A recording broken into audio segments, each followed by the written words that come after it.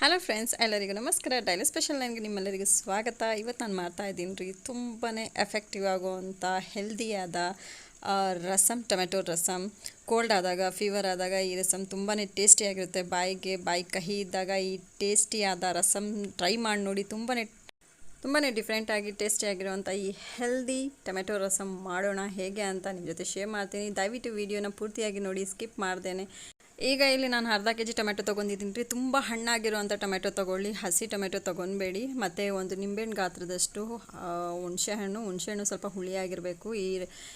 ಈ ರಸ ತುಂಬ ಹುಳಿಯಾಗಿದ್ರೆ ಟೇಸ್ಟ್ ಚೆನ್ನಾಗಿರುತ್ತೆ. ಸೊ ಅದಕ್ಕೆ ನಾನು ಹುಣಸೆಹಣ್ಣು ಸ್ವಲ್ಪ ಜಾಸ್ತಿ ಹಾಕಿದ್ದೀನಿ. ಜಾಸ್ತಿ ಇಲ್ಲ, ಒಂದು ನಿಂಬೆಹಣ್ಣು ಗಾತ್ರದಷ್ಟು ಹಾಕಿರೋದು. ಅಂದರೆ ಹುಣಸೆಹಣ್ಣು ತುಂಬ ಹುಳಿಯಾಗಿದೆ. ಸೊ ಇದನ್ನು ನಾನು ನೆನೆಸೋಕೆ ಇಕ್ತೀನಿ ಒಂದು 10 ನಿಮಿಷದವರೆಗೂ. ಹುಣಸೆಹಣ್ಣು ಚೆನ್ನಾಗಿ ನೆನೆಯೋದಕ್ಕೆ 2 ಗ್ಲಾಸ್ ನೀರು ಹಾಕಿದ್ದೀನಿ ರೀ. ನೀರು ಹಾಕಿದ್ಮೇಲೆ ಇದನ್ನು ಲಿಡ್ನ ಕ್ಲೋಸ್ ಮಾಡಿ ಒಂದು 10 ನಿಮಿಷದವರೆಗೂ ಸಪ್ರೇಟಾಗಿ ಇಕ್ಕೋಣ. ಈಗ ನೋಡ್ಬೋದು 10 ನಿಮಿಷ ಆಗಿದೆ. ಹುಣಸೆಹಣ್ಣು ಸ್ವಲ್ಪ ಸಾಫ್ಟ್ ಆಗೋಗಿದೆ, ಈ ಥರ ಇರಬೇಕು.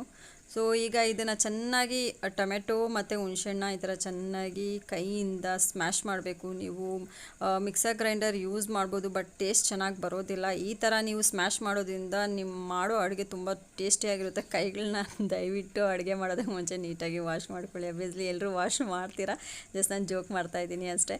ಈಗ ಚೆನ್ನಾಗಿ ಸ್ಮ್ಯಾಶ್ ಆಗಿರೋಂಥ ಟೊಮೆಟೊ, ಹುಣಸೆಹಣ್ಣಿನ ರಸನ ಸಪ್ರೇಟ್ ಮಾಡ್ಕೊಳ್ಳೋಣ. ಒಂದು ಪಾತ್ರೆಯಲ್ಲಿ ಆ ನೀರನ್ನೆಲ್ಲ ಸಪ್ರೇಟ್ ಮಾಡ್ಕೊಳ್ಳೋಣ. ನೀರನ್ನ ಸಪ್ರೇಟ್ ಮಾಡೋವಾಗ ನೀವು ಅದರದ್ದು ಸ್ಕಿನ್ ಏನಿದೆ, ಟೊಮೆಟೊ ಸ್ಕಿನ್ ಏನಿದೆ ಅದು ಸಪ್ರೇಟ್ ಮಾಡ್ಕೊಬೇಕು. ಈ ಥರ ನಾವು ಸಪ್ರೇಟಾಗಿ ಗೊಜ್ಜು ಬೇರೆ ಪಾತ್ರೆಯಲ್ಲಿ ತಗೊಳ್ಳೋಣ. ಈಗ ನೋಡ್ಬೋದು ನೀವು, ನಾನು ಟೊಮ್ಯಾಟೊದು ಸಿಪ್ಪೆ ಏನಿದೆ ಅದು ಸಪ್ರೇಟ್ ಮಾಡಿದ್ದೀನಿ, ಗೊಜ್ಜು ಸಪ್ರೇಟ್ ಮಾಡಿದ್ದೀನಿ. ಈಗ ಮಸಾಲೆ ರೆಡಿ ಮಾಡೋಣ ರೀ. ಮಸಾಲೆ ರೆಡಿ ಮಾಡೋಕ್ಕೆ ಇಲ್ಲಿ ನಾನು 2 ಚಮಚ ಜೀರಿಗೆ ಮತ್ತು 1.5 ಚಮಚಷ್ಟು ಪೆಪ್ಪರ್ ತೊಗೊಂಡಿದ್ದೀನಿ. ಈಗ ಚೆನ್ನಾಗಿ ಇದನ್ನು ಕುಟ್ಕೊಳ್ಳೋಣ. ಕುಟ್ಟಿ ಆದಮೇಲೆ ಚೆನ್ನಾಗಿ ಪೌಡ್ರ್ ಆಗಬೇಕು. ಪೌಡ್ರ್ ಈ ಥರ ಸ್ವಲ್ಪ ದರ್ದರಿಯಾಗಿರಬೇಕು, ಜಾಸ್ತಿ ಪೌಡ್ರ್ ಮಾಡೋಕ್ಕೆ ಹೋಗಬೇಡಿ, ಇಲ್ಲ ಅಂದರೆ ಅದರದ್ದು ಟೇಸ್ಟ್ ಏನಿದೆ ಅದು ಹೋಗುತ್ತೆ. ಅದನ್ನು ಸಪ್ರೇಟಾಗಿ ತೊಗೊಳ್ಳೋಣ ಒಂದು ಪ್ಲೇಟಲ್ಲಿ. ಮತ್ತು ಇದರಲ್ಲೇ ಹಾಕೋಣ ರೀ ಸ್ವಲ್ಪ ಕೊತ್ತಂಬರಿ ಸೊಪ್ಪು ಸಣ್ಣದಾಗಿ ಹಚ್ಕೊಂಡು ಹಾಕಿದ್ದೀನಿ. ಈ ಥರ ಹಾಕೋದ್ರಿಂದ ಈಸಿಯಾಗಿ ಕುಟ್ಬೋದು ರೀ. ಈಗ ಇದ್ರ ಜೊತೆಗೆ ಹಾಕೋಣ ರೀ, ನಾನು ಇಲ್ಲಿ ತೊಗೊಂಡಿದ್ದೀನಿ 10ರಿಂದ 15 ಬೆಳ್ಳುಳ್ಳಿ.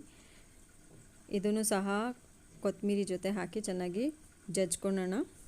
ಜಾಸ್ತಿ ಪೇಸ್ಟ್ ಮಾಡಬಾರ್ದು, ಸ್ವಲ್ಪ ಜಜ್ಜಿ ಹಾಕಿದ್ರೇ ಅದು ಟೇಸ್ಟ್ ಚೆನ್ನಾಗಿರುತ್ತೆ. ಸೊ ಇದನ್ನೆಲ್ಲ ಒಂದು ಪ್ಲೇಟಲ್ಲಿ ಸಪ್ರೇಟ್ ಮಾಡ್ಕೊಳ್ಳೋಣ. ನೀವು ಮಿಕ್ಸಿನಲ್ಲಿ ಸಹ ಇದನ್ನು ಪೇಸ್ಟ್ ಮಾಡ್ಬೋದು, ಬಟ್ ಜಜ್ಜಿ ಹಾಕೋದ್ರಿಂದ ಟೇಸ್ಟ್ ತುಂಬ ಚೆನ್ನಾಗಿ ಬರುತ್ತೆ. ಈಗ ಒಂದು ಪಾತ್ರೆ ಇಕ್ಕೋಣ ರೀ. ಪಾತ್ರೆಯಲ್ಲಿ ಅರ್ಧ ಕಪ್ ಎಣ್ಣೆ ಹಾಕ್ತಾಯಿದ್ದೀನಿ. ಎಣ್ಣೆ ಬಿಸಿ ಆದಮೇಲೆ ಹಾಕೋಣ ರೀ ಸ್ವಲ್ಪ ಸಾಸಿವೆ ಚೆನ್ನಾಗಿ ಚಟಪಟ ಅಂದಿದ ತಕ್ಷಣ ಇದರಲ್ಲಿ ಹಾಕೋಣ ರೀ ಒಂದು ಸ್ಮಾಲ್ ಸೈಜ್ ಈರುಳ್ಳಿ ಸಣ್ಣದಾಗಿ ಹಚ್ಕೊಂಡಿದ್ದೀನಿ. ಅದ್ರ ಜೊತೆಗೆ ಹಾಕ್ತಾಯಿದ್ದೀನಿ ರೀ ಕರ್ಬೇವಿನ ಸೊಪ್ಪು. ನಾನು ಕರ್ಬೇವಿನ ಸೊಪ್ಪು ಈ ಥರನೇ ಹಾಕೋದು. ನಾವು ಫಸ್ಟು ಬಿಸಿಯಾದ ಎಣ್ಣೆಯಲ್ಲಿ ಕರ್ಬೇವಿನ ಸೊಪ್ಪು ಹಾಕಿದ್ರೆ ಮುಖದ ಮೇಲೆ ಎಲ್ಲ ಬಿಸಿ ಬಿಸಿ ಎಣ್ಣೆ ಎಗರುತ್ತೆ. ಆ ರೀಸನಿಂದ ನಾನು ಈ ಥರ ಹಾಕಿದ್ದೀನಿ. ಸೊ ಇದನ್ನೆಲ್ಲ ಹಾಕಿದ್ಮೇಲೆ ರೀ ಎಣ್ಣೆಯಲ್ಲಿ ಸ್ವಲ್ಪ ಫ್ರೈ ಮಾಡ್ಕೊಳ್ಳೋಣ. ಇಲ್ಲಿ 1 ಟೀ ಸ್ಪೂನಷ್ಟು ನಾನು ಮೆಣಸಿನ್ಕಾಯಿನ ಜಜ್ಜಿ ಹಾಕಿದ್ದೀನಿ. ಖಾರ ನೀವು ಎಷ್ಟು ಬೇಕೋ ಅಷ್ಟು ಯೂಸ್ ಮಾಡ್ಬೋದು. ಇಲ್ಲಿ ಬ್ಯಾಡಗೆ ಮೆಣಸಿನ್ಕಾಯಿ ಯೂಸ್ ಮಾಡ್ತಾಯಿದ್ದೀನಿ, ಇದರಲ್ಲಿ ಖಾರ ಇರೋದಿಲ್ಲ. ಆ ರೀಸನಿಂದ ಹಸಿಮೆಣಸಿನ್ಕಾಯಿ ಇದನ್ನು ಯೂಸ್ ಮಾಡ್ತಾ ಇರೋದು. ಈಗ ಹಾಕೋಣ ರೀ ನಾವು ಕುಟ್ಟಿಟ್ಕೊಂಡಿರೋ ಅಂಥ ಮಸಾಲೆಗಳನ್ನ. ಇದನ್ನು ಮಸಾಲೆಗಳ ಜೊತೆ ಫ್ರೈ ಮಾಡ್ಕೊಳ್ಳೋಣ ಚೆನ್ನಾಗಿ. ಗ್ಯಾಸ್ ಫ್ಲೇಮ್ ಲೋ ಅಲ್ಲಿಕ್ಕಿ ಒಂದು 2ರಿಂದ 3 ನಿಮಿಷದವರೆಗೂ ಅಷ್ಟೇ ಇದನ್ನು ಫ್ರೈ ಮಾಡೋಣ. 2ರಿಂದ 3 ನಿಮಿಷ ಆದಮೇಲೆ ನೋಡ್ಬೋದು ನೀವು ಚೆನ್ನಾಗಿ ಫ್ರೈ ಆಗಿದೆ. ಈಗ ನಾವು ಇದರಲ್ಲಿ ಹಾಕೋಣ ರೀ ಸ್ವಲ್ಪ ಅರಿಶಿನ ಪುಡಿ, ಅರ್ಧ ಚಮಚ ಖಾರ ಪುಡಿ. ಖಾರ ನಿಮಗೆ ಎಷ್ಟು ಬೇಕೋ ಅಷ್ಟು ಯೂಸ್ ಮಾಡ್ಬೋದು. ನಾನಿಲ್ಲಿ ಹಸಿಮೆಣ್ಸಿನ್ಕಾಯಿನೂ ಹಾಕಿದ್ದೀನಿ, ಪೆಪ್ಪರು ಹಾಕಿದ್ದೀನಿ. ಸ್ವಲ್ಪ ಅದಕ್ಕೆ ಕಾಂಬಿನೇಷನ್ ಆಗಿ ಖಾರದ ಪುಡಿ ಹಾಕ್ತಾ ಇರೋದು.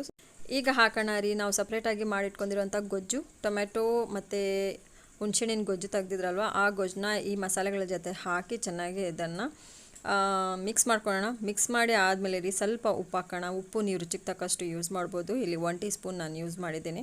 ಚೆನ್ನಾಗಿ ಮಿಕ್ಸ್ ಮಾಡ್ಕೊಂಡಿದ್ದಾಗಿದೆ ರೀ. ಈಗ ಮುಚ್ಚಳನ ಮುಚ್ಚಿ ಬರೀ 5 ನಿಮಿಷ, ಜಾಸ್ತಿ ಟೈಮ್ ಇಲ್ಲ, ಬರೀ 5 ನಿಮಿಷ ಇದನ್ನು ಬಾಯ್ಲ್ ಮಾಡೋಕ್ಕೆ ಬಿಡೋಣ. ನೋಡಿ 2ರಿಂದ 3 ಬಾಯ್ಲ್ ಬಂದಿದೆ. ಈಗ ಗ್ಯಾಸ್ ಫ್ಲೇಮ್ನ ಆಫ್ ಮಾಡಿಬಿಡೋಣ. ಜಾಸ್ತಿ ಬಾಯ್ಲ್ ಮಾಡೋಕ್ಕೆ ಹೋಗಬೇಡಿ, ರಸ ಜಾಸ್ತಿ ಬಾಯ್ಲ್ ಮಾಡಿದ್ರೆ ಕಹಿ ಬಂದುಬಿಡುತ್ತೆ.